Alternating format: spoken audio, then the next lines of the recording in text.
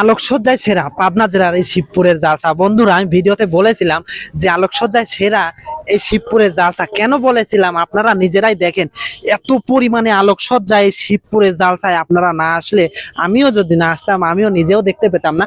দেখেন প্রত্যেকটা গাছে গাছে শুধু টিপটপ আর টিপটপ, এত পরিমাণে লাইটিং করছে এই শিবপুরের জালসায়। দেখে তো পুরাটা মাথায় নষ্ট, এত ভালো লাগতেছে। প্রচুর পরিমাণে দর্শক আসছে জালসা থেকে, এখানে আসছে শুধুমাত্র লাইটিং দেখতে। দেখেন এত ভালো লাগতেছে, এখানে আসতেছে প্রত্যেকটা মানুষ ভিডিও করতেছে, ছবি উঠতেছে, খুবই আনন্দজনক। এখানে দেখেন এই যে এই পাশেও দেখেন কিছু ভাইয়েরা আছে ছবি উঠাচ্ছে। এই পাশে প্রত্যেকটা গাছে গাছে এত সুন্দর করে লাইটিং করছে।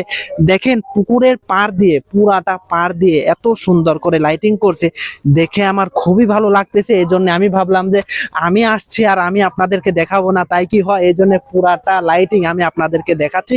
বন্ধুরা, ভিডিওটা যদি ভালো লাগে অবশ্যই কিন্তু বেশি বেশি করে শেয়ার করে দিবেন। আর শিবপুরবাসী আপনারা তো অবশ্যই শেয়ার করবেন, কারণ এটা হলো আপনাদেরই ঐতিহ্য। এটা হচ্ছে পাবনা জেলার শিবপুর, এটা ঐতিহ্য অনেক বড় একটা জালসা। বন্ধুরা, আসলে এই জালসায় আপনারা যারা আসেন নাই তারা কিন্তু এই মজাটা অবশ্যই নিতে পারেন নাই।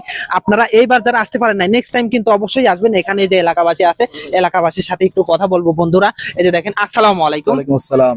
কেমন আছেন ভাইয়া? আছি আলহামদুলিল্লাহ, খুব ভালো আছি। মানে এই যে এত সুন্দর করে আপনারা লাইটিং করছেন, এটা কি আপনারা করছেন? এটা এই এলাকাবাসী, বিশেষ করে এই ফ্যামিলিটা প্রত্যেক বছর এটা করে থাকে। হ্যাঁ হ্যাঁ। আর শিবপুর জালসাটা হচ্ছে আপনার উত্তরবঙ্গের ঐতিহ্যবাহী অত্যন্ত সুপরিচিত একটি মাহফিল।